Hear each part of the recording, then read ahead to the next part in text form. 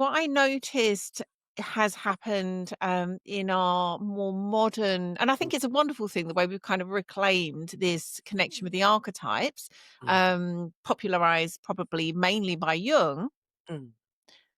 but often it's like we've kind of like pulled the archetypes out of myths and sort of Yeah. left the roots of the archetypes in the myths, but not realized we've Mhm. done it. And then just kind of, oh, that's fine. I've got the archetype now. I can kind Mhm. of Mm. work directly with the archetype without really understanding the soil that it came from. And so I'd Indeed. love to hear your sense of that because that seems to me Yeah. quite like a shadow in itself, actually, but a real modern phenomena where we're working, thinking we're working with the archetype, not recognizing we can't really I because it know. belongs with its myth. No, no. But I mean, I mean, if we take a different model, we can just say, um, people won't destroy the Amazon rainforest because there might be plants and trees that are really beneficial to your health, which is kind of a horrible view of, of things. But people use all plants that way.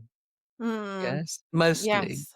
They only want the benefit. They don't want to cultivate the plant or get to know it or hear what it might say to them. Mm. So I think that we're in a similar Yes, with situation here. plants themselves. Mm. Yes. But Hmm. context is everything, isn't it? Absolutely everything. How can we understand things without context? And I'm remembering a Scottish song which is about whaling, and it's sort of "Oh, my lady, she wears the red rose. Does she think of the sailor and where he goes?" And it's like, because he's going out to hunt the sperm whale in order to bring back, the ingredient to make perfume. And it's like, no, we Mm. don't. We just think, oh, that perfume's fantastic. And I Yes. know we have similar problems Mm. with frankincense right now, Mm. because the frankincense tree can't give that much incense to us. So so yes, I think this is exactly the same. It's like, what is the context? What is the seed bed of the myth? What do you know of how people responded to that? How did they take that into them? How did it affect them? Because that tells us a lot more about how things were.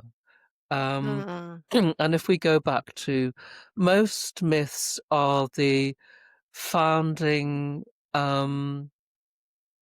story of a people and of their origin. And so, unless we understand them in that context and understand what the sacred relationship was with that, how can we work with it? I just don't Mm. understand that. And it's something that we've lost as a result of the coming of Christianity, because we just, everything is became homogenized. So it was like Mm. all the temples shut, everybody stopped going to temples. It's like, what did they do at temples? Do we know what they did? Yes, yes, we do, to some extent, and how people were with things. But the ancient world was much more like Hinduism is today, that people who are Hindu can regard themselves as Hindu, whether they rest under a tree and that's the whole of their world for them, as a sadhu, or um, do they believe in the Trimurti and all the gods and goddesses and so on and so on? But they'll always have a favorite. Mm. Yeah.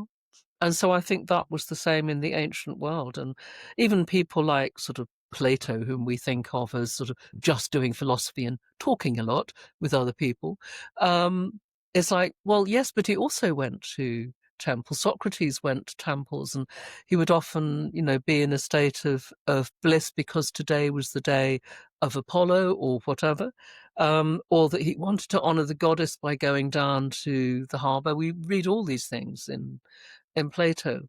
Um, and so, yeah, whatever people were doing, they were doing that too. They were going to temple, and Mm. they knew that they went to temple to be in a good relationship with the divinities that they did. And they would stop, and if they were in the countryside, stop and rest and honor the fauns of the place. So the beings that we can't see but that inhabit a sacred place. So whether it's a group of trees or a pool or a tree or whatever.